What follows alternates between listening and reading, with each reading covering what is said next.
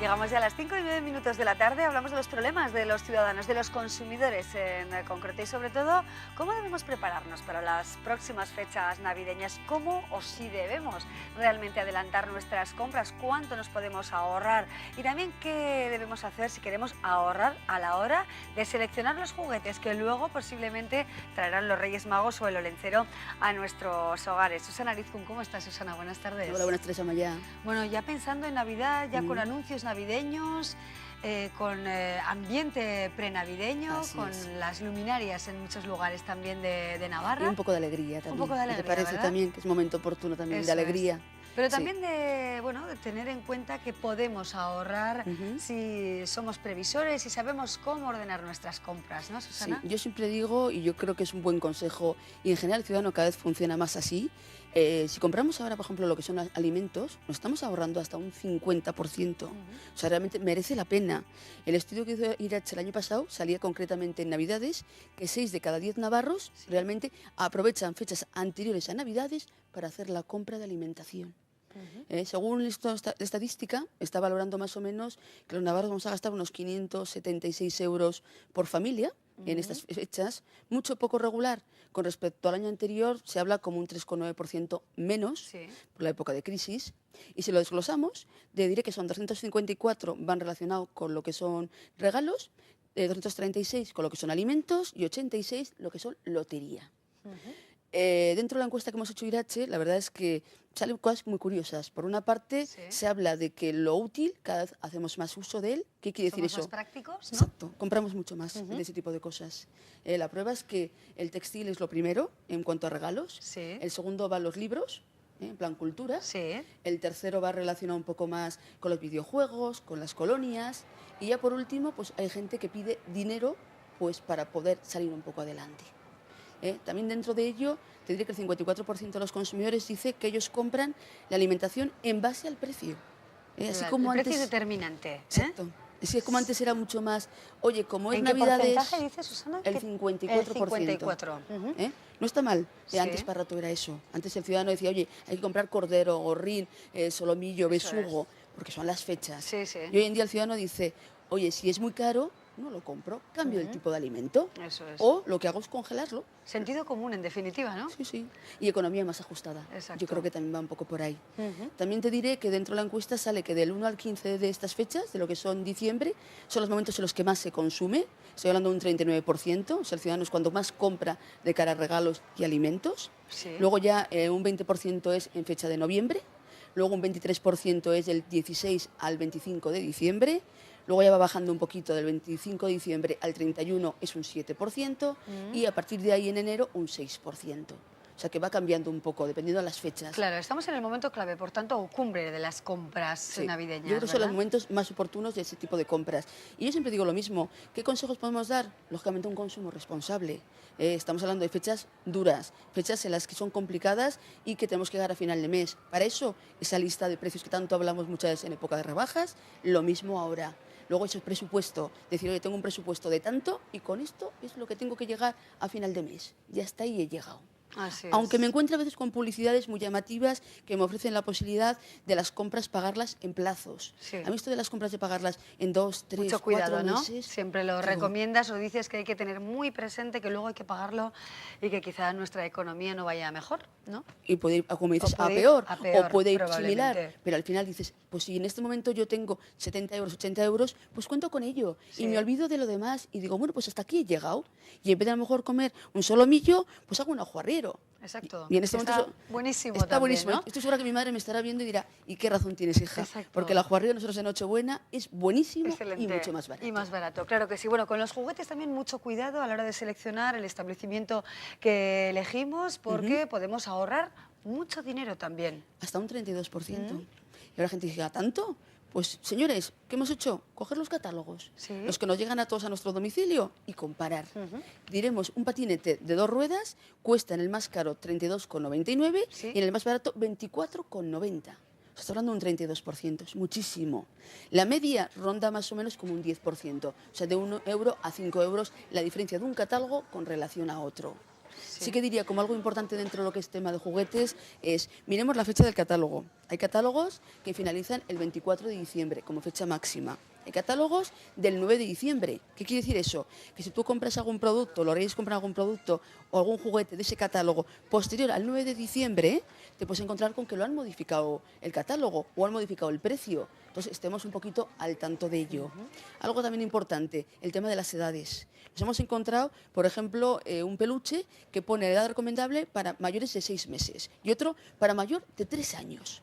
Vamos a ver, que 6 meses no tiene que ver nada con 3 años. O sea, algo está funcionando mal. Entonces, hay que tener un poquito cuidado con ello. Y sí que es bueno que el folleto miremos un poco la edad recomendable, pero sí que yo diría a los Reyes Magos, antes de comprarlo, lo que tienen que hacer es preguntar, ¿es adaptado a la edad de ese niño? ¿Sí o no? ¿Para qué? Para que sea exacto para la edad de ese niño. Porque si no, realmente todo ello tiene un riesgo. Comentar también el 2x1, el 3x2, estos descuentos que a veces te encuentras, que el primero 100%. Tan atractivos. Sí, muy llamativo. El segundo, un 50. Sí. Eso sí, luego la letra en pequeñita diciendo que te hacen el descuento del 50 del juguete más barato.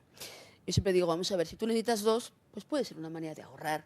Pero si tú quieres solo un juguete, ¿para qué vas a coger 2? Efectivamente. Entonces, al final, cojamos uno con una seguridad y una tranquilidad, como puede ser con la marca C de la Comunidad Europea, que es la que nos da la seguridad de que ese juguete tiene unos controles importantes y a partir de ahí, bueno, pues valoremos un poco necesidades familiares que existan. Pero sobre todo, yo diría educación. El niño necesita una educación, el niño necesita un aprendizaje, necesita jugar, lógicamente, con los padres muchas veces. Los juegos son para eso, para aprendizaje y, sobre todo, insistir, el consumo desaforado no creo que sea la salida, ni mucho menos. Un consumo responsable con nuestras facturas, con nuestros tickets, con nuestras garantías y con nuestra posibilidad de reclamar si luego es necesario, adelante. Bueno, adelante, por supuesto. También adelante ustedes, si lo desean, pueden participar, pueden llamar al programa en directo ahora mismo al 948 138200 si quieren formular alguna cuestión a Susana Arizkun, como saben, responsable y la voz y el rostro de la Asociación Navarra de Consumidores Irache en nuestro programa. Ya saben ese teléfono, que lo están viendo ahora mismo en sus pantallas, si quieren formular en los últimos minutos de esta sección alguna cuestión. En definitiva, que hay que tener muy presente que la economía está complicada y que debemos quizá invertir más tiempo, ¿no?, a la hora de confeccionar esa lista de la compra y decidirnos claramente por un establecimiento u otro. Por cierto, Susana, esa encuesta o al menos ese estudio completo que habéis realizado en diferentes jugueterías o establecimientos que venden este tipo de productos, ¿podríamos acceder a él? ¿Dónde podemos verlo? ¿Cómo saber? Para sobre todo ser prácticos y no perder tiempo, ¿no?, si lo tenéis elaborado ya. Sí, pues nosotros en la oficina lo tenemos y encantado lo daremos a cualquier consumidor. Al final, vuelvo a insistir, es coger los catálogos y compararlos y ver un poco realmente cuál puede resultarnos más barato, cuál me puede dar más información. También te diré como algo bueno es que los catálogos cada vez más se da la información muy correcta de cara a muchos pasos. Quiere decir, el juguete te enseñan el tamaño que tiene, si tiene pila, si no tiene, si tiene accesorios, el color, te ponen un niño al lado. O sea, realmente no confunden, cada vez menos, sino todo lo contrario. Se busca que realmente captar al cliente, captar al consumidor, que sepa realmente lo que está comprando y sin confundirlo. Bueno, clara la idea, desde luego el planteamiento, queremos decir, Susana, acerca de las compras navideñas, un buen momento quizá ahora para adelantarnos y luego pues tener dinerillo para otras cuestiones. Que luego llegan a las rebajas, además. Para las rebajas o para ayudar a alguien que lo necesita también, puede ¿no? ser, perfectamente. Susana Arizkun, gracias de verdad, hasta pronto. Hasta Gracias, luego. como siempre. Hasta luego. A las 5:17 vamos a leer con ayuda o en compañía de la artista de Pamplona, Alicia Otaegui. Hola, buenas tardes a todos y a todas. Soy Alicia Otaegui y el libro que he elegido se titula Leviatán. Es una novela del escritor norteamericano Paul Auster y la veo muy adecuada para estos días de frío invierno que se avecinan, porque invita a ser leído estando recogida en casa, tumbada en el sofá, por ejemplo, al calor de una buena manta. Es un libro muy ameno que te atrapa de principio a fin y por tanto te evade de la realidad. Así que lo veo muy indicado también para olvidarte un poco de la que está cayendo fuera. Por eso he considerado recomendable. Además es de un estilo muy fácil, muy ágil, muy escueto y elegante también, que eso se agradece, ¿no? A mí al menos me encanta encontrarme con literatura bella, ¿no? Y es de los que te da pena que llegue el final, que tampoco pasa esto con muchos libros. En 2 líneas se podría decir que nos narra la historia de un escritor misterioso que aparece muerto en extrañas circunstancias, se llama Benjamin Sachs, y es una historia contada a su vez por su amigo y también escritor, que a su vez es una especie de alter ego del propio Paul Auster. Refleja de una manera muy detallada y muy amena la vida americana, tanto social como política, y también habla de lo complejo de las relaciones humanas. Recurre a unos ingredientes clave como son la intriga, el azar y una serie de circunstancias encadenadas que te atrapan y te enganchan hasta que no las vas viendo cómo se resuelven, ¿no? Y eso hace que no lo puedas dejar prácticamente de leer, ¿no? No puedes abandonar. Luego también para mi gusto, maneja con una gran maestría a unos personajes corrientes, pero están muy bien definidos, con unos rasgos de comportamiento humano muy atractivos. Y roza continuamente esa frágil barrera entre realidad y ficción con una trama muy bien estructurada. ¿Qué más? Como tiene también algo de autobiográfico, te permite conocer o imaginar un poco al atractivo escritor. Entonces, no sabes muy bien si su vida puede llegar a ser así de literaria o si su literatura es su propia vida, ¿vale? Y ahora, si queréis, ya paso un poco a leeros el fragmento que he seleccionado. Había 3 maletas dentro. La más grande estaba llena de ropa, artículos de afeitar y mapas. En el fondo, metido en un sobre blanco, había un pasaporte. Cuando miró la fotografía de la primera página, Sachs reconoció al hombre de la mañana. Era el mismo hombre, pero sin barba. El nombre era Reed DiMaggio, la inicial intermedia era N. Fecha de nacimiento, 12 de noviembre de 1950. Lugar de nacimiento, Newark, New Jersey.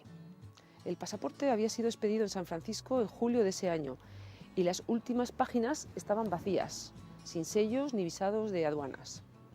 Sachs se preguntó si no sería falso.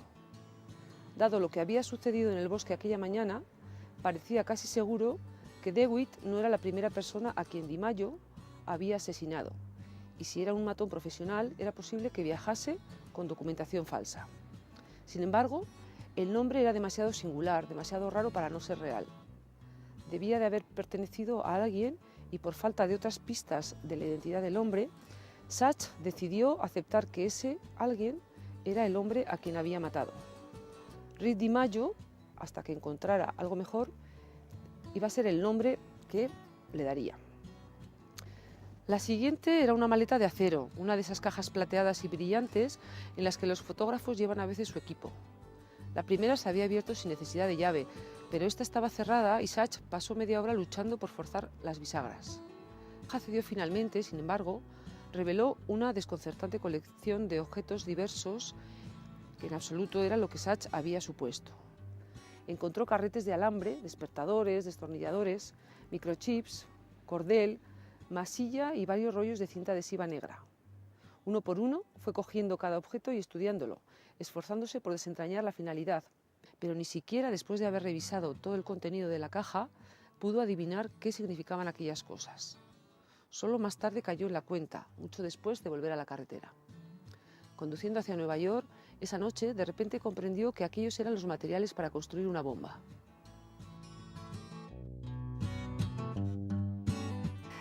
Bueno, muchísimas gracias Alicia Otaegui también por su colaboración en nuestro Página 1. Hablamos ahora de psicología, de neuropsicología, de la memoria y de los recuerdos con el neuropsicólogo Javier Tirapú. ¿Qué tal, Javier? Buenas tardes. Hola, buenas tardes, bien. Bueno, hablamos de la memoria, del cerebro, de los recuerdos, ¿no? Sí, vamos a hablar de la memoria y de los recuerdos.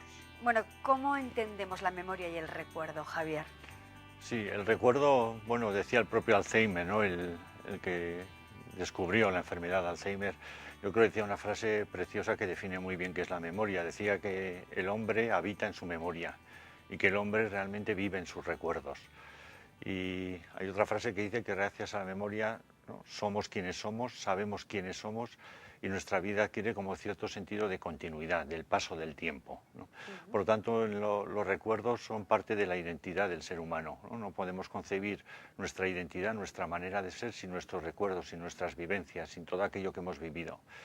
Aunque también me gustaría que los espectadores depararan en otra cuestión, ¿no?, que siempre que hablamos de los recuerdos nos retrotraemos al pasado. Es decir, cuando queremos nosotros mismos, los neuropsicólogos, cuando exploramos a los pacientes la memoria para saber si tienen un problema de memoria normal o es patológico, producto de una enfermedad cerebral, por ejemplo una demencia, siempre les preguntamos por el pasado, qué hicieron ayer, ¿no? Les preguntamos por la boda, les preguntamos por quién es el presidente del gobierno, pues siempre cosas que tienen que ver con el presente o el pasado, pero nunca preguntamos por el futuro. Y es muy interesante plantearse que el recuerdo también se proyecta hacia el futuro. Siempre pensamos recuerdo pasado, pero si yo te pregunto qué piensas hacer esta tarde cuando termine ese programa o mañana a la mañana, ¿qué plan tienes? ¿De qué función tira el cerebro para conseguir saber qué vas a hacer en el futuro? De la memoria. Es decir, la memoria no solo se proyecta al pasado, la memoria también se proyecta al futuro. Y este es un dato que es muy interesante porque a veces cuando intervenimos en la memoria siempre intentamos que los pacientes, para mejorar la memoria, recuerden el pasado.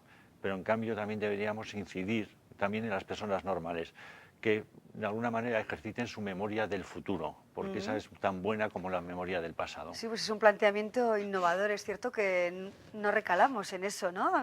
No lo asociamos quizá a la memoria realmente, esos proyectos a corto plazo, ¿no? No, ni a corto, ni a medio, ni a largo plazo, ¿no? Y realmente lo que debemos plantearnos es que cuando el ser humano es capaz de generar, ¿no?, en el presente sus pasados, es decir, traer el pasado al presente, pero también tiene una capacidad de generar un futuro anticipado, ¿no? Esta capacidad de generar un futuro anticipado también participa mucho de los procesos de memoria. Y por otro lado, otra cuestión que es importante de la memoria es que a veces la gente se pregunta por su propia identidad, sobre cómo es él y cómo se ha construido él, ¿no? Cómo hemos construido nuestra personalidad y cómo hemos construido nuestra manera de ser. Claro. Y si nos pusiéramos a relacionar esto con el aspecto que hoy nos ocupa, que es la memoria, nos plantearíamos que básicamente ya hay una cosa por la que cada uno de nosotros somos seres irrepetibles y ni en la vida, en nuestra historia actual, ni en la pasada de la humanidad, ni en el futuro de la humanidad habrá un ser como nosotros. Que nadie tiene los mismos conocimientos que nosotros, ni nadie tiene las mismas experiencias personales en su vida que nosotros. Solo con nuestros conocimientos, que son únicos, yo podré conocer ciertas cosas o saber ciertas cosas que tú no sabes, y tú conocerás y sabrás cosas que yo no sé. Y por otro lado, tú tienes una vida diferente a la mía, un pasado diferente al mío. Solo uniendo que tus conocimientos son únicos y tus vivencias, tus experiencias personales son únicas, ya construyes un ser único, ¿no? Por lo tanto, la memoria está muy relacionada también con la identidad del ser humano, con su manera de ser, con su manera de crear su propia identidad. Claro, y hay memorias diferentes. Sí, hoy en día podríamos decir que sabemos que la memoria como tal, como una única unidad, no existe, ¿no? Por ejemplo, hay una memoria que se llama la memoria del reconocimiento a través de la percepción. Es decir, cómo reconocemos que esto que está sobre la mesa es un vaso, cómo reconozco tu cara, ¿no? Entonces, realmente reconozco tu cara porque te he visto otras veces. Esto tiene que ver con la memoria. Por cada sentido, ¿no? Y esto lo que sabemos es que exactamente habría una memoria para cada uno de los sentidos. Entonces, por ejemplo, ¿cómo reconoce mi cerebro tu cara? Pues antes la ha visto.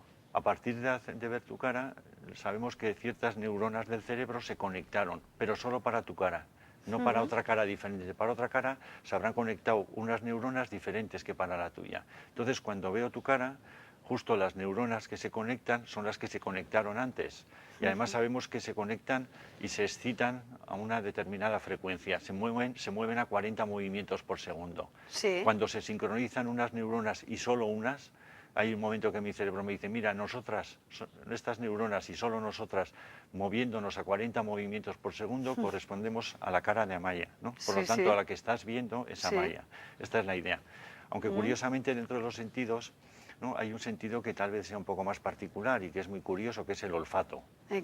¿Por qué? Porque el olfato es particular porque hasta ahora pensábamos que la gente no puede recordar nada hasta antes por lo menos de los 4 años. ¿No? y que no podemos tener recuerdos antes de los 4 años porque las regiones de la memoria para sostener los recuerdos no maduran hasta esa edad.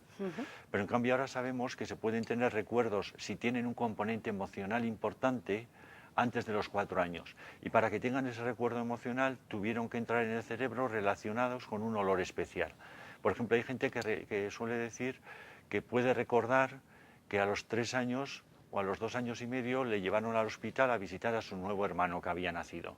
Sabemos que esto puede ser cierto, es decir, que a los 3 años puedes recordar cuando te llevaron al hospital a ver a tu hermano por 2 cosas, por el impacto emocional de ver a tu hermano, porque entre comillas llegaba la competencia, claro. ¿no? Y Sí, por otro lado porque el hospital olía de una manera especial. El olfato tiene unas curiosidades, ¿no?, muy particulares. Por ejemplo, si prueban los espectadores, pueden con los ojos abiertos imaginar el color rojo, imaginar una manzana o imaginar la palabra manzana escrita en una pizarra. Y si cierran los ojos, verán que pueden imaginar el color rojo, pueden imaginar una manzana o pueden imaginar la palabra manzana escrita en una pizarra. Pero si prueban, que lo intenten hacer, verán que con la nariz abierta pueden recordar el olor de una naranja, de una fresa o de un pastel de su abuela. Pero si se tapan la nariz, verán cómo no pueden conseguir rememorar esos olores. Ahora todos Por lo haciendo tanto, este ejercicio, todos ¿no? haciendo el ejercicio y verán cómo si se tapan la nariz no pueden percibir el olor. En cambio, si tapas otros sentidos, puedes recordar las cosas que han entrado por otros sentidos, pero si te tapas el olfato no puedes recordar nada que ha entrado por el olfato. Esto es interesante, ¿no? Interesante, sin duda. Y luego sabemos también que tenemos otras memorias, que una de las memorias, por ejemplo, se llama la memoria de los procedimientos. ¿Por qué? Porque son cosas que has aprendido desde muy pequeño y que son cosas que haces, pero no sabes ni cómo las haces. Por ejemplo, comer, o vestirte, o andar en bici, o nadar. Son cosas que si yo te pregunto, oye, ¿tú cómo comes? ¿O cómo andas en bici? Me dices, hombre, no sabría explicarte cómo ando en bici, aprendí a andar en bici y ando en bici. Por tanto, son como procedimientos que hemos aprendido y que son muy antiguos y son muy resistentes en la memoria. Están en zonas muy primitivas de la memoria. Luego estaría, por último, 2 tipos de memoria. Una, la memoria que llamamos semántica, pero es un nombre pedante, pero básicamente quiere decir que en esa memoria guardamos todo el conocimiento que tenemos del mundo. Si te pregunto cuál es la capital de Japón, a qué temperatura hierve el agua, de dónde obtenemos el caucho, es decir, son conocimientos que tienes en tu cerebro relacionados con tu memoria. O quién es el presidente del gobierno, o quién es el presidente ahora del gobierno de Navarra. Todo esto se llama memoria semántica, memorias, ¿no?, que tienen que ver con conocimientos. Y por último ya, lo que sabemos es que existe lo que llamamos la memoria autobiográfica, que son tus recuerdos personales. El día de tu comunión, ¿no?, el día, ¿no?, días que tienen, ¿no?, en tu vida cierta importancia, o cosas más recientes, lo que hiciste ayer. ¿No? Que aunque dicho sea de paso, ¿no?, a veces la gente piensa que para que la memoria funcione hace falta memorizar, pero a veces la memoria memoriza sin que tú quieras memorizar ni tengas la necesidad de memorizar. Por ejemplo, si yo pregunto a los espectadores qué comieron ayer, verán que no tienen dificultades haciendo un pequeño esfuerzo de qué comieron ayer. Pero en cambio ayer, mientras estaban comiendo, no estaban pensando, voy a memorizar qué estoy comiendo hoy, no va a ser que mañana en la tele pregunten qué he comido hoy. No pasó esto.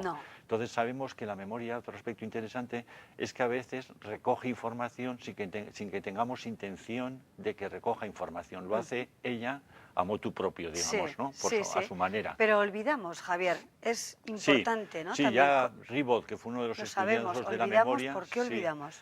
Olvidamos porque realmente hay 2 principios fundamentales en el cerebro. Lo que se une en el cerebro, los recuerdos, ¿no?, si los utilizas tienden a mantenerse y lo que no utilizas muere. Entonces lo que sabemos es que en la memoria se almacena información. Pero llega un momento en el cual parece que el cerebro, si no utilizamos esa información durante tiempo, el cerebro dice, bueno, esta información que estoy guardando no parece útil porque no la utilizas, por lo tanto la voy a quitar. La voy a quitar para que vuelva a entrar información más fresca que en el futuro te pueda ser útil. Y curiosamente, que esto tal vez podamos dedicar un día a un programa porque es un tema muy interesante, uno de los métodos que parece hoy en día que tenemos más certeza que utiliza la memoria para eliminar los recuerdos son los sueños. A través de los sueños, la memoria elimina recuerdos que no nos van a ser útiles para dejar al día siguiente más sitio, digamos, ¿no?, en esta caja ¿no?, que es el cerebro, para introducir nuevos recuerdos que en el futuro nos puedan ser útiles. Por lo tanto, ¿no?, el cerebro olvida. Y Ribot, que era un gran estudioso de la memoria, ya en 1885 dijo, ¿no?, el olvido es un signo de salud de la memoria. Es decir, es sano que los seres humanos olviden. Hay algunos sujetos que se han estudiado en la literatura que no podían olvidar y recordaban todo lo que hacían y con una finura Supone un tremenda. gran colapso, ¿no? Y vivían colapsados Por y eso. absolutamente angustiados, porque no podían olvidar y decían, no poder olvidar es angustiante.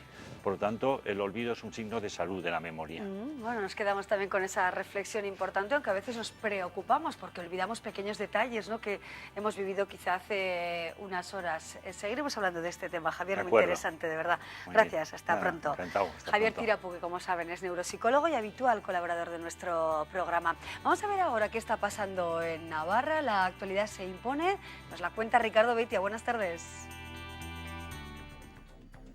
¿Qué tal, Amaya? Muy buenas tardes. Te voy a presentar a Aurelia, tiene 54 años, lleva 2 en paro y es el reflejo del drama y del empobrecimiento que cada vez más familias navarras tienen con motivo de la crisis. Fíjate, de su subsidio dependen su marido, parado de la construcción, su hija de 30 años y sus 2 nietos, de 12 y de 13. Bueno, pues vamos al banco de alimentos, vamos a muchos sitios para ayuda a la asistenta, pero tampoco con esperanza porque la asistenta tampoco te hace ni caso. Estamos todos sin trabajar en casa, tengo niños en casa también, mis nietos. Bueno, Aurelia la hemos conocido a las puertas del INEM. No es difícil encontrarse historias como la de ella cuando tenemos datos encima de la mesa como el conocido hoy. Casi 52.000 personas son ya las que buscan un empleo en Navarra porque en noviembre envió al paro a 856 de ellas. Decíamos antes, o hemos dicho a lo largo del día, que los datos son desde luego duros, tremendos, porque estamos hablando de 6.000 parados más que en noviembre del año pasado. El sector servicios, por cierto, el más castigado de todos. Los empleados del Hospital San Juan de Dios aseguran que los recortes en las ayudas afectan a todas las especialidades del centro y no solo a la traumatología, como apunta la consejera de Salud. Seguirán movilizados y con la recogida de firmas para apoyar la actividad del hospital. Y crece el número de usuarios del comedor social París 365, que duplica el dato de personas autóctonas de Navarra que lo utilizan en este último año. La fundación que lo gestiona prepara ya, o se prepara, mejor dicho, para triplicar la capacidad de oferta de comidas y cenas, para mejorar sus instalaciones y sobre todo también para posibilitar la creación de empleo profesionales del catering. Y esto que veis son 2 kilos de joyas robadas, además de 30.000 euros en efectivo, que es, digamos, el saldo de una operación contra una banda organizada que asaltaba viviendas en Navarra, en el País Vasco y en La Rioja. Se han detenido a 4 personas albano-kosovares que estaban perfectamente organizadas, según dice la policía. Estos son trabajadores de la red de bibliotecas, junto a vecinos del casco antiguo de Pamplona, que hoy han escenificado la privatización de la recientemente inaugurada Biblioteca San Francisco, hasta hace poco Biblioteca General de Navarra, y que hoy es una biblioteca de barrio. En deportes hemos hablado, por supuesto, de Osasuna, que ha vuelto al trabajo para preparar su encuentro ante el Valencia. Los rojillos van a tratar de conseguir ante los Ches su segunda victoria consecutiva. Hoy se han mostrado confiados con el trabajo bien hecho, aunque también sabedores de que no hay nada todavía resuelto y que tienen que seguir peleando. Así que estas cuestiones, además de otras muchas, por supuesto, que han dado la actualidad de este martes mitad puente, las contaremos a partir de las 8:30 con Lucía Riaño, a las 11 con Ainhoa Hernández en el Diario de la Noche y a las 8 en Euskera con Ollane Garzaro. Nada más, Amaya, que pases una muy feliz tarde. Muy bien, Ricardo, hasta aquí llegamos precisamente con toda la información. Gracias, como siempre, por su compañía. Mañana volveremos en torno a las 4:03. Hablaremos de la comunidad terapéutica La Raingoa y también hablaremos de cine.